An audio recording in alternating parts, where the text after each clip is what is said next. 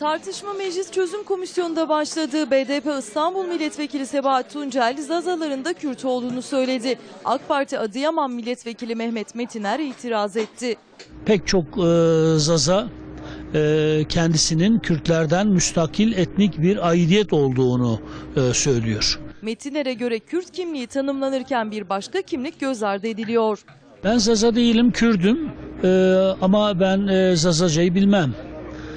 Zazalar da Kürtçeyi bilmezler. Zazaların zaten Kürt asıllı olduklarını ispatlamaya çalışmanın, Kürtlerin de Türk olduğunu ispatlamaya çalışan Türk ulusçu anlayışından çok farklı olmadığını, dolayısıyla paradigmal düzeyde böyle bir yanlışlığa düşmemiz gerektiğini söyledim. Mehmet Metiner bu tür tanımlamaların çözüm sürecine zarar verebileceğine dikkat çekti. Bu çözüm sürecinde de bütün bu yanlış zihniyetlerden de arınmamız gerektiğini söyledim. Zazaların da kimliğinin tanınmasını, farklılıklarının tanınmasını söyledim. Ancak Metiner'e partisinden de tepki var. Zazaların Kürt olmadığını söyleyenlere sormak lazım. Çok fazla bir detaylı farklılıkları yok. CHP Tunceli Milletvekili Kamer Genç'in tepkisi ise kimlik ayrımı yapılmasına oldu. Ben onlarla uğraşmam. Biz insanla uğraşırız. Biz insanız kardeşim.